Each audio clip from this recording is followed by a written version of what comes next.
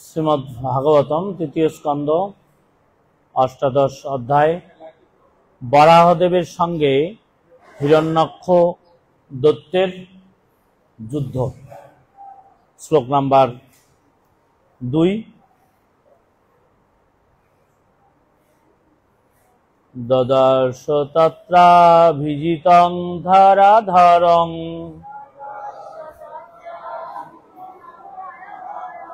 প্রণয়্যমান অবনীম অগ্রদ্রষ্টায়া।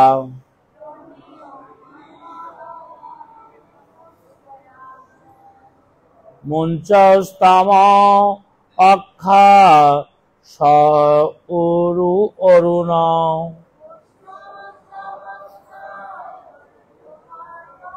শ্রেয়া। আচ্ছা, মুঞ্চস্তয়ক্ষা সযুচ অরুণ শ্রেয়া।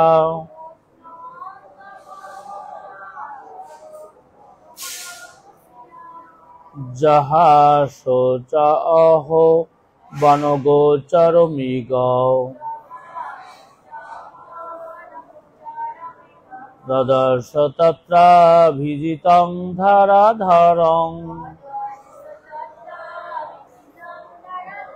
প্রণীয়মানো অবনীম অগ্রদ্রষ্টা।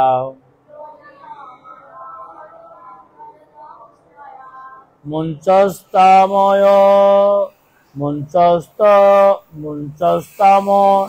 অক্ষা সরুচ অরুণ শ্রেয়া।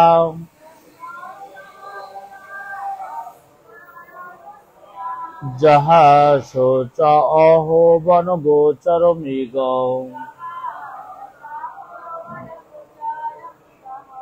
বলুন।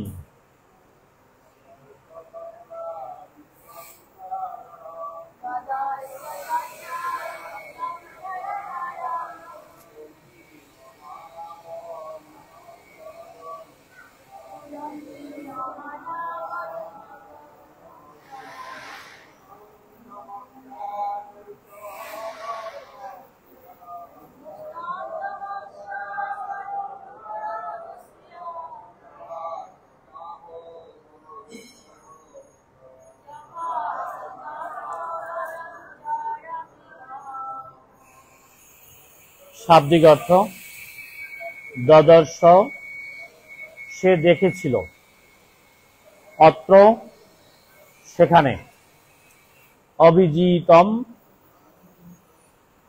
বিজয়, অভিজিতম বিজয়, ধরা পৃথিবী, ধরম ধারণ করে, প্রণীয়মান ঊর্ধ্বে উত্তোলন করে, অবনীম পৃথিবীকে, অগ্রদ্রষ্টায়া তার দর্শনাগ্রের দ্বারা, মুঞ্চস্তম হ্রাস করেছিলেন, অক্ষা তার চক্ষুর দ্বারা, সরুচ হিরণ্যাক্ষের তেজ, অরুণ রক্তাভ, শ্রিয়া উজ্জ্বল, যাহার সে উপহাস করেছিল, চ এবং অহো ও বনগোচর উভচর মৃগ পশু। অনুবাদ: সে তখন সেখানে সর্বশক্তিমান পরমেশ্বর ভগবানকে তার বরাহরূপে তার দংষ্টাগ্রের দ্বারা পৃথিবীকে ঊর্ধ্বে উত্তোলন করতে দেখেছিল। তিনি তার আরক্ত নেত্রের দ্বারা সেই দৈত্যের তেজ রাশি হরণ করেছিলেন। সেই দৈত্য তখন উপহাস করে বলেছিল, ওহ, এইটি একটি উভচর জন্তু বিশেষ। শিল প্রভুপাদ তাৎপর্য কি? জয় শিল প্রভুপাদ কি? পরবর্তী একটি অধ্যায়ে আমরা পরমেশ্বর ভগবানের বরাহ অবতারের কথা আলোচনা করেছি। পূর্ববর্তী একটা অধ্যায়ে আমরা পরমেশ্বর ভগবানের বরাহ অবতারের কথা উল্লেখ করেছি। প্রভুপাদ বলছেন, বরাহদেব যখন তার দর্শনের দ্বারা জলের গভীরে নিমজ্জিত পৃথিবীকে উত্তোলন করেছিলেন, তখন মহাদৈত্য হিরণ্যাক্ষ তাকে দেখে তাকে একটি জন্তু বলে সম্বোধন করে যুদ্ধে আহ্বান করেছিল।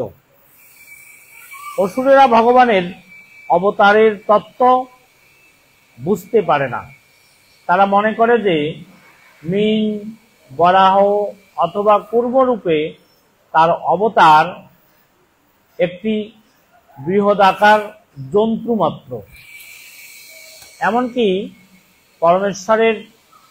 পরমেশ্বর ভগবানের নররূপী অবতারকেও তারা বুঝতে পারে না, তাই তারা তাকে অবজ্ঞা করে। চৈতন্য সম্প্রদায়ের কখনো কখনো নিত্যানন্দ প্রভুর অবতরণ সম্বন্ধেও একটি আসরিক ভ্রান্ত ধারণা রয়েছে। নিত্যানন্দ প্রভুর দেহ চিন্ময়, কিন্তু আসরিক ভাবাপন্ন মানুষেরা মনে করে পরমেশ্বর ভগবানের দেহ আমাদের মতো জড়।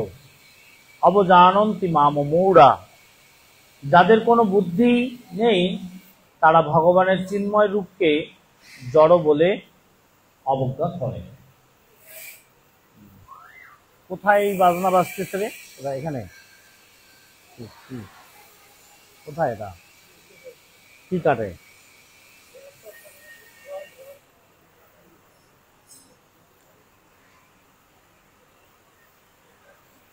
তা আমরা ভগবানের বরাহ দেবের মহিমা এখানে আমরা শ্রবণ করছি। মূলত এখানে মৈত্র ঋষি তিনি এই কথাগুলো বলতেছিলেন, যে মৈত্র ঋষি বলতেছিলেন যে ভগবানের এই অদ্ভুত রূপ তিনি যখন পৃথিবীকে তার দন্তের দ্বারা উত্তোলন করছিলেন, তখন হিরণ্যাক্ষ তা দেখে অবজ্ঞা দৃষ্টিতে সে বলতেছিলেন যে এটা মনে হয় কোনো উভচর, কোনো প্রাণী হবে, কোনো জন্তু হবে, সে আমার সামনে এরকম সে উপনীত হয়েছে, এই বলে তাকে সে যুদ্ধের জন্য আহ্বান করেছে। মূল বিষয়টা হচ্ছে এখানে আজকের যে আলোচনার বিষয় সেটা হচ্ছে যে আদৌ হিরণ্যাক্ষ যেহেতু তার অবয়ব আকৃতি কিসের মতো দেখেছে ভগবানের, কিসের মতো? শূকরের মতো। এই জন্য শূকরের মতো এরকম দেহ দেখে সে তাকে ভগবান জ্ঞানে না বুঝতে পেরে তাকে একটা শূকর বিশেষ মনে করেছে, যে এটা একটা উভচর প্রাণী বিশেষ বা জন্তু বিশেষ, একটা পশু বিশেষ, কিন্তু আদৌ তার মহিমাকে সে বুঝতে পারেনি। এই বলেই তাকে সে আহ্বান করেছে। কিন্তু এখানে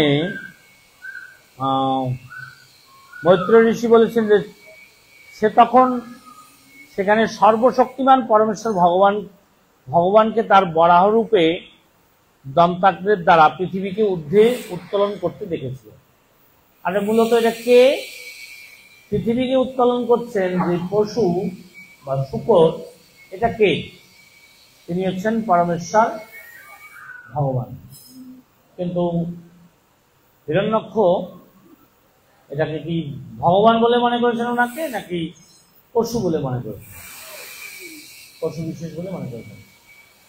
ঠিক প্রভুপাদ এখানে উল্লেখ করেছেন যে মূলত যারা আসরিক গুণ সম্পন্ন ব্যক্তি, যারা রজ এবং তমগুণের দ্বারা প্রভাবিত, এই সমস্ত লোকেরা কখনোই ভগবানের মহিমাকে উপলব্ধি করতে পারে না। এবং স্বচক্ষে দেখেও তারা বুঝতে পারবে না। এমনকি প্রভুপাদ উল্লেখ করেছেন যে চৈতন্য মহাপ্রভু যখন ছিলেন তখন অনেক লোক এবং চৈতন্য মহাপ্রভুকেও নিন্দা করেছে। তারপরে নিত্যানন্দ প্রভুকেও তারা নিন্দা করেছে। তো এখানে যদি সাক্ষাৎ ভগবান তার যে অঙ্গকান্তি, অঙ্গসৌষ্ঠব, যে তার যে অঙ্গের বর্ণ, আকৃতি বিশেষ, এটা কি ছিল? মহাপ্রভুকে দেখতে কেমন ছিল? সাধারণ মানুষের মতো নাকি অদ্ভুত কোনো দিব্য পুরুষের মতো? হ্যাঁ, তাকে দেখেও নিন্দুকেরা, যারা রজগুণ এবং তমগুণের দ্বারা প্রভাবিত, তারা মহাপ্রভুকে ভগবান বলে মনে করতে পারেন। এমনকি সরাসরি কৃষ্ণকেও তার মামা কি চিনতে পারছে নাকি? কংস চিনতে পারছেন? বুঝতে পারেন। শিশুপাল তার ভাই, বুঝতে পারছিলেন? এমনকি তার অনেক অলৌকিক শক্তি দেখেও তার সাথে দ্বন্দ্বভাবে জড়িয়েছে, ঈর্ষাপরায়ণ হয়েছে, তাকে মারবে বলে এরকম চিন্তা করেছে। তাহলে যদি এমন হয় যে ঠিক একই বংশে, যে কংস হচ্ছে কৃষ্ণের মামা, শিশুপাল তার ভাই, দুর্যোধন আদি এরকম যারা আছে তারাও ভাই, সেই সমস্ত লোকেরা ভগবানের ওই অনন্য সুন্দর রূপ দেখেও ভগবানকে চিনতে পারেনি।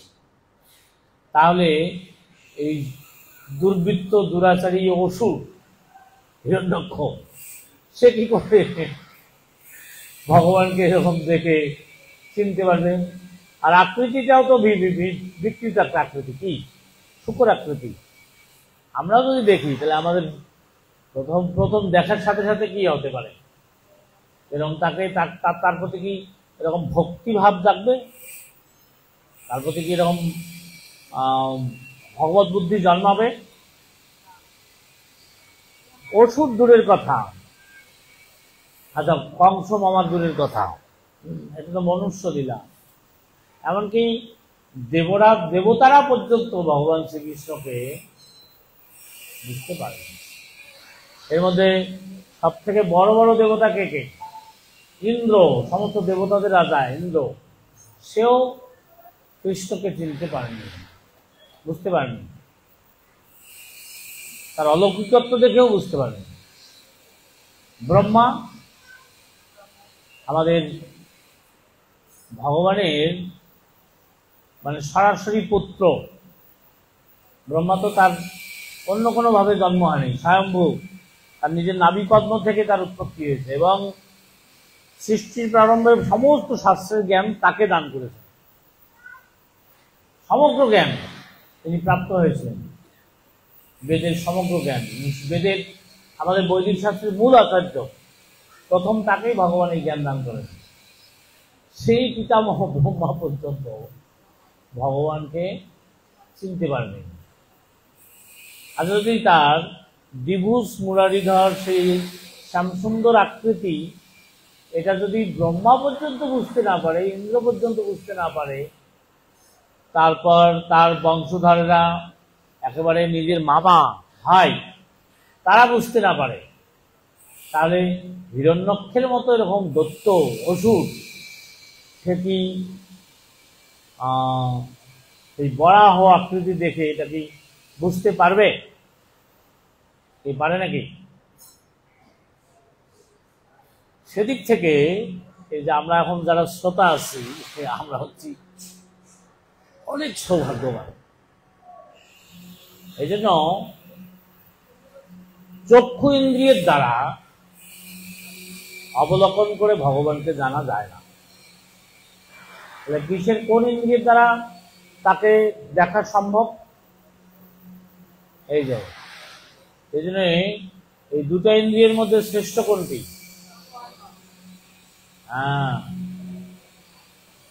চোখের থেকে কান বেশি শক্তিশালী। চোখ দিয়ে দেখে ভগবানকে বোঝা যাবে না, কিন্তু আপনারা বরাহদেবের মহিমা যদি আপনারা শোনেন, শুনতে শুনতে শুনতে শুনতে তাকে কি অসুর বলে, পশু বলে মনে হবে, নাকি ভগবান বলে মনে হবে? কোনটা? ভগবান বলে মনে হবে। তাহলে সরাসরি কংস হয়ে জন্মগ্রহণ করা উচিত, এটা সৌভাগ্যের, নাকি একেবারে সরাসরি কৃষ্ণকে দেখা একই বংশে ভাগ্নে হিসেবে পাওয়া, এটা বেশি সৌভাগ্যের, নাকি এরকম শ্রোতা হওয়াটা সৌভাগ্য? বোঝা গেল? ওই ব্রহ্মার জন্মের থেকে আমাদের জন্ম সার্থক। কারণ আমরা এই ভাগবত কথা শুনতে শুনতে শুনতে শুনতে কৃষ্ণের এই বিভূত মুরারি যে ধরা, যে আকৃতি, সেটা যে পরমেশ্বর ভগবান, এটা আমরা বুঝতে পারি, উপলব্ধি করতে পারি। আর হিরণ্যক্ষ তার সামনেও এরকম বরাহ রূপকে দেখে সে উপলব্ধি করতে পারেনি। এই হচ্ছে রহস্য। তাহলে সেদিক থেকে আমরা যারা এরকম ভাগবতের শ্রোতা আছি বা ভাগবত অধ্যয়ন করছি, আমরা ওই সমস্ত দেবতাদের থেকে, এরকম ঠিক ওই কংসের মতো ব্যক্তি থেকে, শিশুপালের মতো ব্যক্তির থেকে আমরা অনেক গুণে ঠিক সৌভাগ্যবান কিনা?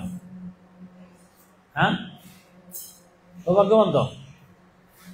ঠিক আমি আপনাদের কিছু সংশয়ের নিরসনের জন্য কিছু কথা বলবো আর কি, যে মূলত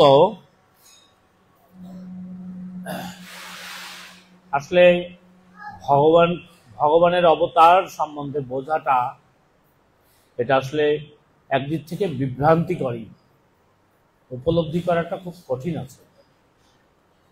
সে ব্যাপারে আমি আপনাদেরকে ধীরে ধীরে জিনিসটাকে বোঝানোর চেষ্টা করব। যেহেতু আসলে শাস্ত্র পড়েও কেউ কেউ বিভ্রান্ত হতে পারে। যেমন আমাদের যে সনাতন শাস্ত্রের সব থেকে শ্রেষ্ঠ একটা অমোঘ বাণী, একমেব অদ্বিতীয়ম। ভগবান কি এক, অদ্বিতীয়, একমেব অদ্বিতীয়ম। তাহলে ভগবান এক। তাহলে যদি ভগবান এক, তাহলে আকৃতি প্রকৃতি যদি কেউ সাকার বলেও মনে করে, তাহলে তার থেকে একই রকম। শুকর রূপ, এটা কি ভগবান? এই যে আমরা কিন্তু এই একমেব অদ্বিতীয়, মানে দ্বিতীয় নেই, এক। তাহলে যদি আমরা কৃষ্ণকেই ভগবান বলে মনে করি, তাহলে আমরা কি এই শুকর যে রূপ, এটাকে ভগবান বলবো? তাহলে এখানে তো ঝামেলা হয়ে যাবে। হ্যাঁ, কিন্তু এই মানে সূত্রের মধ্যেই, এটা তো বেদান্ত সূত্র, এর মধ্যেই আসলে উত্তরটা কিন্তু আছে। কি? একমেব অদ্বিতীয়ম। অদ্বিতীয়ম শব্দটা কেন বলা হয়েছে বলেন তো দেখি? না, দ্বিতীয় আর কেউ নেই, এক। না না না, এটার মূল অর্থটা হচ্ছে এই, শুধু তো এই কথা বললেই তো যে তিনি এক। অদ্বিতীয়ম কেন বলা হচ্ছে? যে না, এই যে ভগবান যখন এরকম শুকর রূপেও আবির্ভূত হয়েছেন, তবুও তিনি এক এবং অদ্বিতীয়। অদ্বিতীয় মানে অসংখ্য অসংখ্য রূপ বিশিষ্ট হলেও তিনি এক, তিনি অদ্বিতীয়। আসলে বিষয়টা কিন্তু এই। এবং স্থূল অর্থে যদি কেউ বিচার করে যে এক, তার দ্বিতীয় নাই, এক দ্বিতীয় নাই, তাহলে আমরা কি স্থূল বিচারে একজন পণ্ডিত কি মনে করতে পারে? এই শুকর রূপটা কি ভগবান? নৃসিংহ রূপটা কি ভগবান? না, এটা হতে পারে না। এই যে আমাদের শাস্ত্রে এরকম ব্যাসদেব নিজে লিপিবদ্ধ করেছেন, একমেব অদ্বিতীয়। না, এটার অর্থ ঠিক এইরকম না। তাহলে শুধু একই বলতেন, অদ্বিতীয়ম এব অদ্বিতীয়ম কেন বলছেন? এব অদ্বিতীয় বলার পিছনে কারণ হচ্ছে যে তিনি বহুরূপে যদি নিজেকে প্রকাশ করেন, তবুও তিনি অদ্বিতীয়, তার দ্বিতীয় ভাবা উচিত না, এক। এখন বিশেষ করে তাহলে পরে আর একটা কথা আছে, এই দেখেন পরস্পর বিরোধী শাস্ত্রের মধ্যে পরস্পর বিরোধী কথা আছে। একম এগো দ্বিতীয় এটা বললেন একরকম। আবার যদি বলা হয় ঠিক একো অহম বহুশ্যাম, ভগবান আবার কি বলছেন, তাহলে কিন্তু এটা আলাদা কোনো শ্লোকের মধ্যে না, একই শ্লোকের মধ্যে একম এগো অদ্বিতীয়ম। আবার ওই শ্লোকের লাস্ট লাইনে বলা হচ্ছে একো অহম বহুশ্যাম, মানে আমি এক হয়েও এরকম বহু রূপে নিজেকে প্রকাশ করতে পারি, কিন্তু তবুও অদ্বিতীয়, আমি এক। তাহলে বুঝতে হবে যে কৃষ্ণ আর বরাহদেবের মধ্যে কোনো পার্থক্য নাই। এই কৃষ্ণই এখানে বরাহ দেব রূপে আবির্ভূত হয়েছেন। একদম ভাগবতের প্রথম সর্বশক্তিমান পরমেশ্বর ভগবান তার বরাহ রূপে তার দন্তাগ্রের দ্বারা পৃথিবীকে উত্তোলন করেছিলেন। সর্বশক্তিমান পরমেশ্বর ভগবান তার বরাহ রূপের দ্বারা, সেই শক্তিমান সেই পরমেশ্বর ভগবানেই বরাহ আকৃতি ধারণ করেছে। এখন ঠিক আমরা তো ওই বেদের উদ্ধৃতি না হলে আমরা এটাকে সহজে মেনে নিতে চাই না। তাহলে আমি এখন বলবো, সেটা হচ্ছে বহুদা বিজয়তে, শুক্ল জ্যোতির্বেদে বলা হয়েছে বহুদা বিজয়তে, ভগবান বিভিন্ন রূপে বহু রূপে আবির্ভূত হতে পারেন। কোথায় বলা হয়েছে? শুক্ল যজুর্বেদে বলা হয়েছে যে কিভাবে কি হতে পারেন উনি, বহুদা বিজয়তে, তিনি এক হয়েও বহু রূপ ধারণ করতে পারেন। আচ্ছা, এটা শুক্ল যজুর্বেদ গেল। তারপরে শ্বেতসাতর উপনিষদে বলা হয়েছে বিশ্বস্য স্রষ্টারাম অনেক রূপম, সেই পরমেশ্বর ভগবান যিনি এই জগতের সকল কিছু সৃষ্টির মালিক, তিনি নিজে অনেক রূপ ধারণ করতে পারেন। আর পরে কঠোর উপনিষদে বলা হয়েছে এক রূপম বহুদা করতি, একই ব্যক্তি একই পরমেশ্বর ভগবান তিনি বহু রূপে নিজেকে প্রকাশ করতে পারেন, বিস্তার করতে পারেন। তা ঠিক এ ব্যাপারে আপনাদেরকে কিছু কথা বলা দরকার যে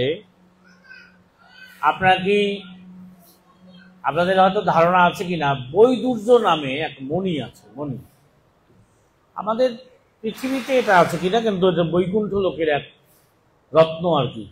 কি নাম? বৈদুর্যমণি। বৈদুর্যমণি এটার বৈশিষ্ট্য কেমন, আপনি দেখবেন যে ওই মণির কালার হচ্ছে নীলাভ, আর একজন দেখবে সে দেখবে যে রক্তিমাভ যুক্ত, আর একজন দেখবে শ্বেতাভা যুক্ত। মানে একই রত্নকে ব্যক্তিভেদে স্থান ভেদে পৃথক পৃথক রূপ দেখা যায়। জিনিসটা কি? জিনিসটা হচ্ছে এক, কিন্তু আমাদের ঠিক স্থানভেদ এবং ব্যক্তিভেদে এটাকে পৃথক পৃথক রূপ দেখা যায়। কিন্তু জিনিসটা কি? কেউ বলবে এটা লাল, কেউ বলবে এটা নীল, কেউ বলবে সাদা, কেউ বলবে হলুদ। এ হচ্ছে বৈদুর্যমণির বৈশিষ্ট্য। যদি একটা রত্ন তাকে যদি এরকম বিভিন্ন জন বিভিন্ন আকৃতিতে দেখে, বিভিন্ন রূপে দেখে, ভগবানের বিভিন্ন রূপ হতে পারে না? আচ্ছা, আর একটা জিনিস আপনাদেরকে বলবো যে মনে করেন যে আপনারা হিমালয় দেখতে গেলেন, হিমালয় কি ছোট না বড় জিনিস? কত বড়? বিশাল বড়। আচ্ছা, ঠিক হিমালয়ের চারিদিক থেকে 1000 লোক হিমালয় দেখতে গিয়েছে। আচ্ছা, সেই হিমালয়কে দেখে এসে তারা যদি বর্ণনা দেয়, কিসের বর্ণনা দিচ্ছে? হিমালয়ে দেখছে কি? হিমালয়। কিন্তু তাদের একজনের সাথে আরেকজনের বর্ণনা, এটা তারা তো নিজে চোখে দেখেছে, তাকে এটা কি মিলবে? কেন মিলবে না? যেহেতু হিমালয় আকৃতিতে বিশাল বিশাল, এই জন্য এক একজন ব্যক্তি এক একটা স্থানে গিয়েছে, সেই স্থান বিশেষে ওখানে সে যা দেখেছে সেটা কিছু বর্ণনা দিচ্ছে। তাহলে কি হিমালয় কি বহু হয়ে গেল নাকি? এক। সমস্যা কি যে আমাদেরই যোগ্যতার অভাবে আমরা পুরো হিমালয়টাকে একই সাথে দেখতে পারি না। আর একটা নির্দিষ্ট জায়গাকে দেখে আমরা সেই হিমালয়ের বিষয়ে বর্ণনা দিতে পারি, কিন্তু হিমালয়কে আমরা সম্যকভাবে দেখতে পারি না। তদনুরূপ ভগবানের এই যে মানে বিশেষ করে তার যে ঐশ্বর্য, তার যে মহিমা, এটা কোনো একজন সাধারণ ব্যক্তি কেন, আমি তো বলছিলাম প্রথমেই বলছি যে এমনকি ব্রহ্মা পর্যন্ত তাকে দেখে বিভ্রান্ত হয়েছে। তারপরে কে বিভ্রান্ত হয়েছেন? ইন্দ্র পর্যন্ত বিভ্রান্ত হয়েছেন। তাহলে হিরণ্যক্ষ বিভ্রান্ত হওয়াটা তো দূরের, খুব স্বাভাবিক ব্যাপার।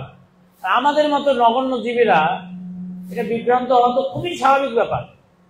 এই জন্য দৃষ্টির মাধ্যমে দেখে ভগবত তত্ত্বকে নিরূপণ করা এটা কখনোই সম্ভব না। তার মাধ্যমে জানতে হবে কর্ণের মার্গ। আচ্ছা, কর্ণে যে আমরা দেখতেছি এটা কি সাধারণ কোনো ব্যক্তির কথা নাকি মূলত এই ভাগবত তার থেকে প্রকাশিত হয়েছে? সরাসরি ভগবান থেকে। এই ভাগবতের প্রথম বক্তাকে আমরা প্রকারান্তরে অনেক বক্তার কথা বলতে পারি, কিন্তু প্রথমটাকে বলছেন, এই কথাগুলো কে বলেছেন? ভগবান নিজে বলেছেন। যদি তার কথাটা তার কাছ থেকে শোনা যায়, তার সম্বন্ধে তার ধারণাটা কি আমার থেকে বেশি হবে না কম থাকবে? হ্যাঁ, কতটা? তার আমার সম্বন্ধে তার যে তার সম্বন্ধে ধারণা, এটা কি আমার সম্বন্ধে না আমার বেশি হবে না তার বেশি হবে? কি? হ্যাঁ, ভগবানের বেশি হবে। এই জন্য আমরা যদি ঠিক তত্ত্বত ভগবানকে জানতে চাই, তাহলে কার মাধ্যমে জানতে হবে? ভগবানের মাধ্যমেই আমরা জানতে পারবো।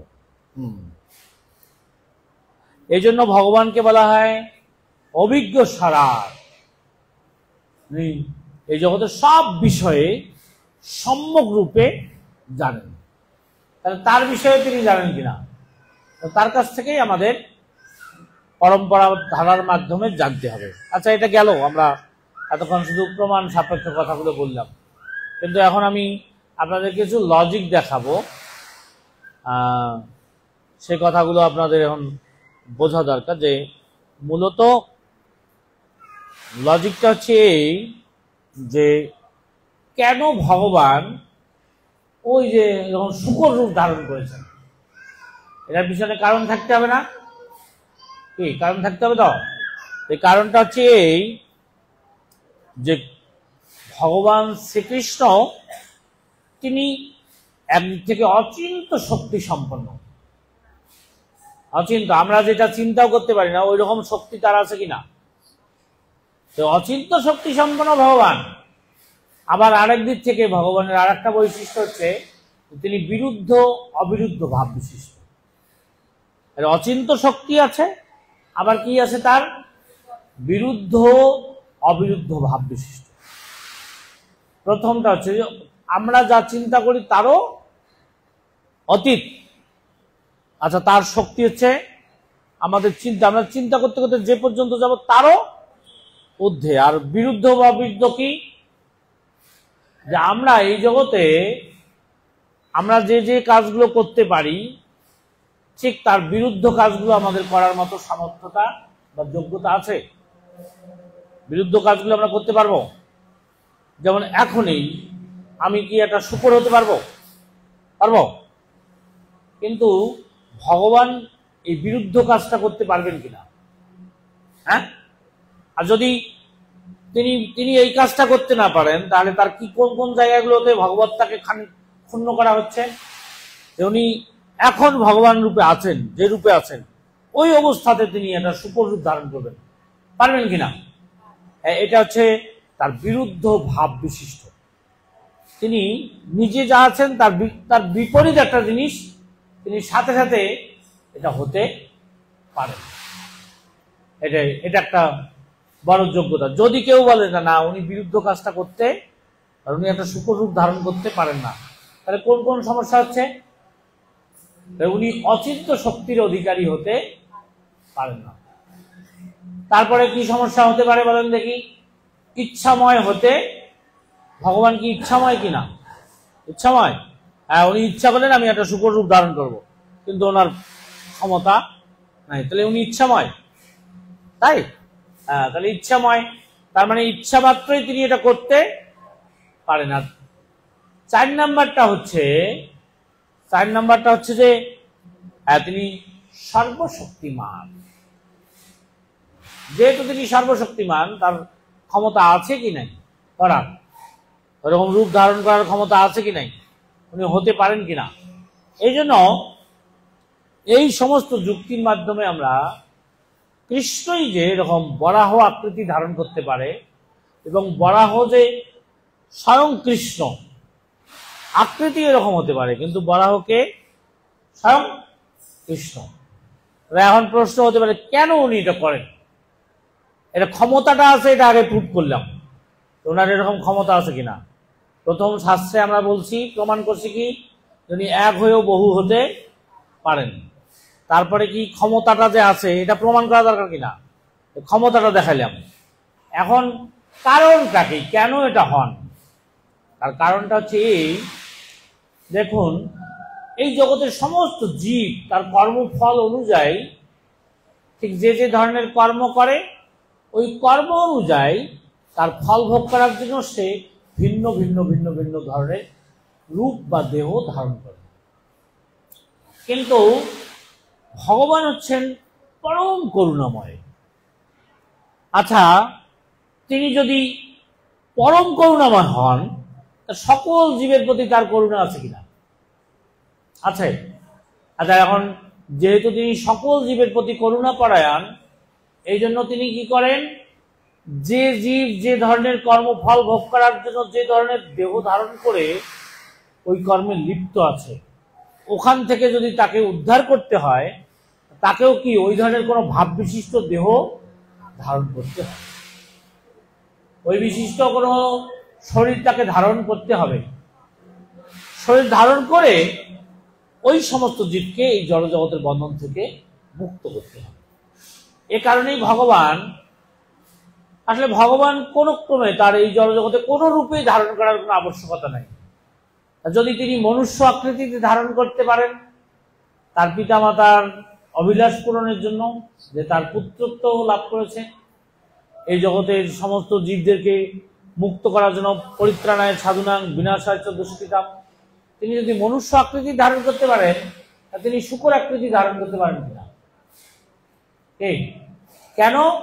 যে সেই ধরনের কোনো বিশেষ কার্য সাধন করার জন্য কোন শরীরে কোন রূপে সেই কার্য সাধন করা তার কাছে সহজ। বাট সহজ কি মানে, ঠিক ওই কার্য সাধন করার জন্য তাকে কোন রূপ ধারণ করা দরকার, তিনি ওটা করতে পারবেন কিনা। এই জন্য কিছু স্বতন্ত্রতাবশত জীব এরকম মায়াবদ্ধ অবস্থায় তার কর্মফল ভোগ করার জন্য বিভিন্ন বিভিন্ন ধরনের শরীর প্রাপ্ত হয়।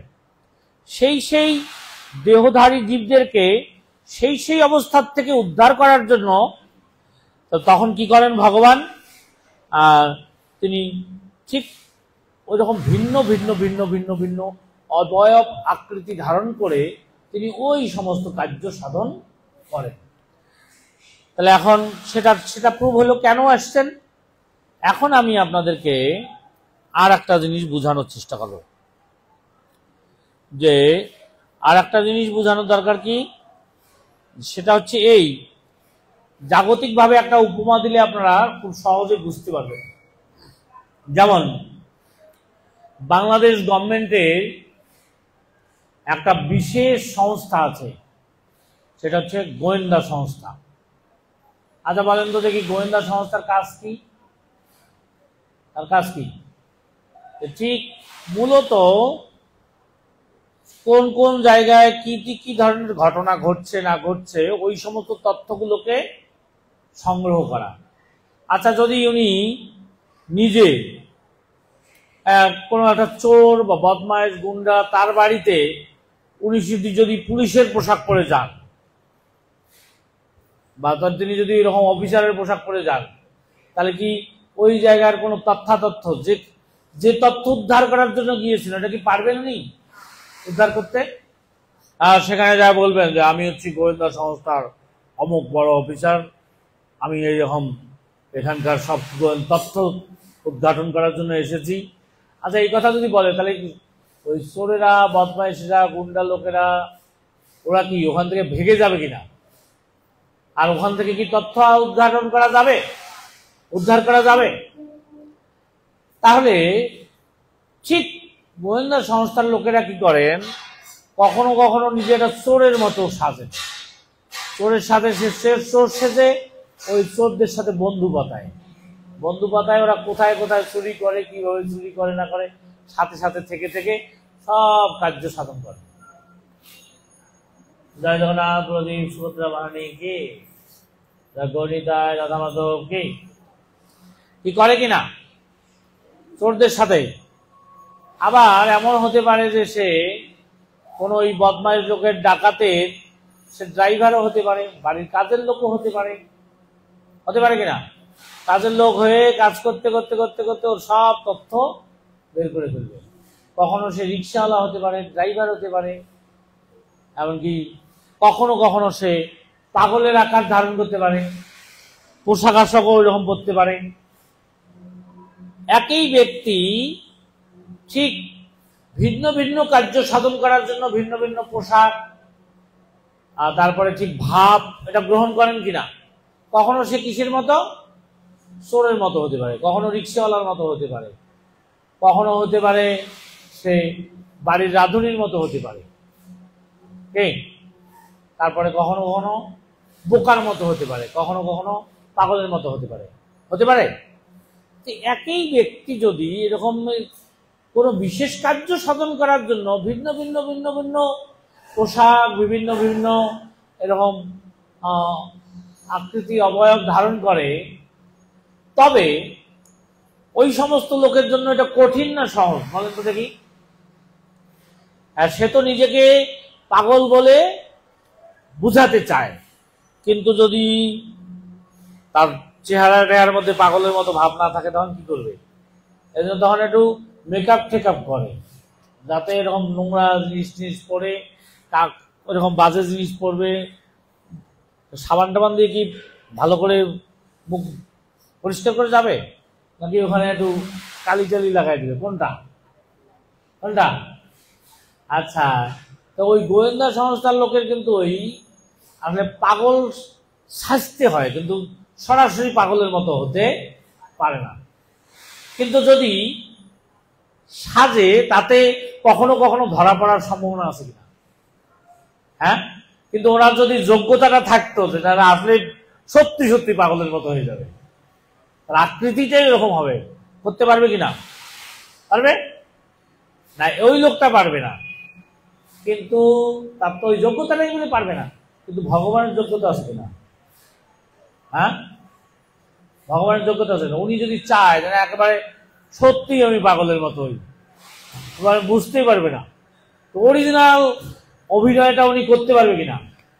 আপনারা অভিনয় করেন তো এই মেকআপ টেকআপ লাগায়া, মনে করেন কখনো কখনো কোনো ছেলে মানুষেরাও মেয়ে সাজে, এই যে আমাদের অনুষ্ঠানের মধ্যে নাটক টাটক হয় না, কিন্তু তবুও যতই শাড়ি পরুক, লিপস্টিক লাগাক, তারপরেও একটা বুঝতে পারা যায় যে এটা পুরুষ মানুষই কিনা। তারপরে কণ্ঠটাও কিন্তু অত চেঞ্জ করতে পারে না। কিন্তু যদি এটা ঠিক এটা ভগবানের ক্ষেত্রে যদি উনি ওই কাজটা করেন, তাহলে উনি কি করবেন, একেবারে অভিনয়টা একজাট করে দেখাইতে পারবেন। কি হলো, মেয়ে তো মেয়েই, তারপরে ঠিক কণ্ঠ তো কণ্ঠই, উনি পারবেন কিনা। ঠিক এই জগতে কোনো বিশেষ কার্য সাধন করার জন্য মানুষ এরকম কখনো কখনো অবয়ব চেঞ্জ করতে চায়, কখনো ভিখারি হয়, কখনো রাজা হয়, কখনো এটা হয়, সেটা পাগল হয়, কিন্তু অরিজিনালটা করতে পারে না। হ্যাঁ, এবার ভগবানের কি কার্য সাধন করতে হবে, যে ওই পৃথিবীকে উত্তোলন করতে হবে। আর কাকে বধ করতে হবে, হিরণ্যকশিপুকে বধ করতে হবে। ওনার কি ধরনের দরকার, ওই তাকে তার মতো দুর্বৃত্তকে বধ করার জন্য কোন স্বরূপে তাকে বধ করাটা সহজ এবং পৃথিবীকে ওখান থেকে উত্তোলন করা। দুইটা কাজ, একটা হচ্ছে পৃথিবীকে উত্তোলন করা রসাতল থেকে, আর একদিক থেকে ওই হিরণ্যকশিপুকে বধ করা। দুইটা কাজ একসাথে করতে হবে, তাহলে কোন রূপ ধারণ করলে ওটা সহজ হবে। তার আর একটা জিনিস আছে, যে ঠিক এই হিরণ্যক্ষেরও চেতনাটা কোন লেভেলের আছে, যেহেতু সে কোথায় নিয়ে যেতে যাচ্ছে। আপনারা দেখবেন যে শূকর কোন জায়গায় নিয়ে গিয়ে খাবারটা খেলে পছন্দ করে, কোনটা, কোন জায়গায় নিয়ে গিয়ে থাকতে পছন্দ করে, কোথায়। ঠিক সে পৃথিবী একটা নির্দিষ্ট জায়গায় আছে, তাকে কক্ষচ্যুত করে সে নোংরা জায়গার মধ্যে নিতে চেয়েছে কে, তাহলে ওখানে যেতে হবে কিনা, উনি অত সুন্দর স্বরূপে যাবে নাকি। এই জন্য ভগবান কি করেছেন, ওই ধরনের নোংরা জায়গা থেকে পৃথিবীকে উত্তোলন করার জন্য ওই রকম একটা শরীর ধারণ করেছেন। কিন্তু না, আদৌ শূকর না, এটা হচ্ছে শূকরের মতো আকৃতি ধারণ করেছে। খবরদার, ভগবানের এরকম মৎস্য, কুর্ম, বরাহ, নৃসিংহ, বামন যে সমস্ত অবতার, এটাকে আপনারা কখনোই ওরকম ওই দৃষ্টিতে দেখলে আপনার অপরাধ হবে, বরং এতে আপনাদের ভগবানের দিব্য মহিমাই প্রকাশ পেয়েছে। বাহ, ভগবান কত বড় সর্বশক্তিমান, কত বড় ইচ্ছাময়, যে উনি ওনার ইচ্ছা মাত্রই তিনি এইরকম আকৃতি ধারণ করে ঠিক নির্দিষ্ট কার্য সাধন করার জন্য তিনি সেখানে গিয়েছিলেন। এতে তার মহিমা প্রকাশ হচ্ছে নাকি তিনি নিন্দিত হচ্ছেন, কোনটা। এই জন্য ঠিক এই বরাহ দেব রূপে হিরণ্যক্ষের যখন চিন্তা ছিল যে এটা একটা পশু, কিন্তু ভক্তরা কখনোই এই পশু মনে করে, বরাহ অবতার। এমনকি এই ভক্তি সিদ্ধান্ত সরস্বতী প্রভুপাদ বলছেন, আপনাদের একটা জিনিস জানলে ভালো আজকে, যেহেতু বরাহ অবতার নিয়ে কথা হচ্ছে, জীবের যখন দেখেন ভগবান কত করুণাময়, শুধু হিরণ্যক্ষকে উদ্ধার করেছে না, আমাদের মতো হিরণ্যক্ষকে উদ্ধার করতে চায়।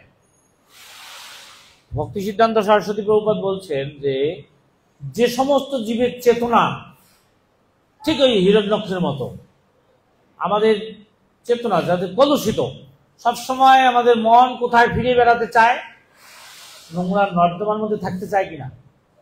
মন্দিরে তো আসেন, অনেক সুন্দর সে যে গুজে আসছেন, দেখতে তো ভালোই মনে হচ্ছে, কিন্তু এই অবস্থাতেও আমাদের চেতনা নোংরা জায়গায় যেতে পারে কিনা, কি কোথায় ঘোরে বলেন তো দেখি। তো ওই জায়গায় যদি নোংরা জায়গায় যদি থাকে, তাহলে নোংরা জায়গার থেকে উদ্ধার করতে গেলে কি লাগবে, ওই নোংরা জায়গার থেকে জীবকে ওই নোংরা প্রবৃত্তি থেকে মুক্ত করার জন্য ভগবান এইরকম শরীর ধারণ করেন। ভক্তি সিদ্ধান্ত সরস্বতী প্রভুপাদ বলছেন যে যদি আমাদের মধ্যে ওই ধরনের কুপ্রবৃত্তি থাকে, তাহলে সেই সমস্ত ব্যক্তিদেরকে বলছেন যে আপনারা এই বরাহ দেবের পূজা করবেন। বরাহ দেবের আরাধনা করলে এই হৃদয়ের মধ্যে যে যে নোংরা জিনিসগুলো, ঠিক শূকরের যে ধরনের প্রবৃত্তি, যে যে ধরনের নোংরা জায়গায় থাকে, আমাদের চেতনা তো ওই জায়গায় থাকে, তো ওখান থেকে যদি উদ্ধার হতে চায়, তাহলে ভগবানের এই রূপের আরাধনা করলে ঠিক ওই প্রবৃত্তি থেকে জীব মুক্ত হতে পারবে। এই জন্য বরাহদেবের আরাধনা করলে আমাদের ঠিক এইরকম কলুষ যদি থাকে চেতনার মধ্যে, নোংরা প্রবৃত্তি থাকে, সহজে উদ্ধার হওয়া যায়, অন্য ভগবানের প্রার্থনা করলে হবে না। আর একটা জিনিস আমি দেখেছি, এটা হলো এই বরাহদেবের খুব ফেমাস মন্দির আছে, বিখ্যাত মন্দির আছে কোথায় জানেন? চেন্নাইতে। চেন্নাইতে অনেক সুন্দর মন্দির আছে। এখন কি কারণে যে ভগবান ওই লীলা করছে ওখানে, স্বয়ংভূ এরকম বিগ্রহ আছে ওখানে, কিন্তু এমনি কোনো তৈরি না, ভগবান স্বয়ং ওখানে প্রকট হয়েছেন, সেই বিগ্রহ আছে বরাহদেবের। তা ঠিক সেই যদি ওই বরাহদেবের পূজা করে তাহলে কি হয়, যে সমস্ত মেয়েদের এখন বিয়ে হয় না, যদি ওই বরাহদেবের গলার মধ্যে যদি মালা পরায় দেয়, দিয়ে যদি এরকম স্বামীর জন্য প্রার্থনা করে, তাহলে তাদের বিয়ে হয়। এই মন্দিরে যায় দেখবেন যে প্রথম কিছু কিছু মেয়েরাই একাকি একাকি আসতেছে, একলা একলা একটা মালা নিয়ে, একলাতে একটা মালা নিয়ে আসতেছে। ওই মন্দিরে গেলে দেখা যাবে যে মালা নিয়ে যাচ্ছে। মালা নিয়ে যাচ্ছে কাকে দেওয়ার জন্য?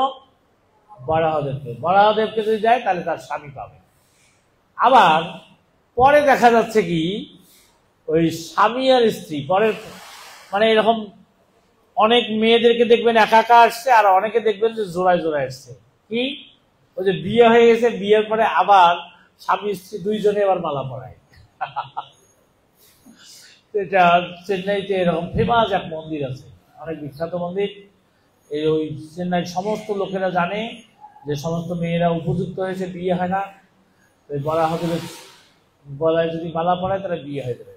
তা প্রথমে একা আসে, পরে আবার ওই বিয়ের পরে দুইজনে একসাথে আসে। এখন আমার কথা হলো যে এই সমস্ত প্রবৃত্তি আমাদের আছে কি নাই, ওই এই জন্য ঠিক ওই নোংরা জায়গার থেকে আমাদের চেতনাকে কলুষ থেকে মুক্ত করার জন্য এই বরাহদেব রূপ ধারণ করেছেন। তার সে ব্যাপারে তাহলে আপনারা একটা জিনিস বুঝলেন না, যে কেন তিনি এসেছেন। ঠিক আমাদের শাস্ত্রে আপনারা যদি এই শুকর রূপ দেখে কখনো ঘৃণা করেন তাহলে কিন্তু শেষ। প্রাকৃত করিয়া মানে বিষ্ণু কলে পরে, বিষ্ণু নিন্দা নাহি আর ইহার উপরে। আপনারা যদি এরকম প্রাকৃত করে মনে করেন, এটা এই বরাহ যে আকৃতি, এটা যে অপ্রাকৃত, ভগবানের স্বয়ং কৃষ্ণ, আর তার মধ্যে কোনো ভেদ নেই, পার্থক্য নেই, এরকম যদি স্থিতি না থাকে যে ভগবান যদি না মনে করেন, শুকর মনে করেন, প্রাকৃত করে মনে করেন, তাহলে এটা হচ্ছে সর্বশ্রেষ্ঠ ভগবানের নিন্দা। আর কি, তার একটা কথা চৈতন্য চরিতামৃতে আছে, হেন কৃপাময় চৈতন্য না ভজে যেই জন। এখানে ঠিক প্রভুপাদ উল্লেখ করেছেন যে চৈতন্য মহাপ্রভুকে পর্যন্ত অনেকে নিন্দা করেছেন। তো সেক্ষেত্রে বলছেন যে হেন কৃপাময় চৈতন্য না ভজে যেই জন, সর্বোত্তম হলেও তারে অসুরে গণনা। কারণ চৈতন্য মহাপ্রভুকে যদি কেউ সাক্ষাৎ ভগবান বলে মনে না করেন, তাহলে বুঝতে হবে সেটা অসুর, ওই হিরণ্যক্ষের মতো। এই জন্য সেই সমস্ত চিন্তার থেকে আমাদের মুক্ত হতে হবে, ভগবানের স্থিতি বুঝে, এই প্রাকৃত স্বরূপে তিনি যে এরকম বিভিন্ন লীলা করেছেন, সেই সমস্ত রূপকেও সাক্ষাৎ ভগবান বলে মনে করতে হবে। এই জন্য চৈতন্য চরিতামৃত তার কবিরাজ গোস্বামী আবার বলছেন যে চৈতন্য নিত্যানন্দ ভজ কুতর্ক ছাড়িয়া। এই নিত্যানন্দ প্রভু সম্বন্ধে কুতর্ক দেখায়া তার নিন্দা করা, মহাপ্রভু সম্বন্ধে নিন্দা করা, এগুলো সব বাদ দাও, কুতর্ক ছেড়ে তাদের চরণে শরণাগত হও, তাহলেই এই জড়জগতের বন্ধন থেকে মুক্ত হতে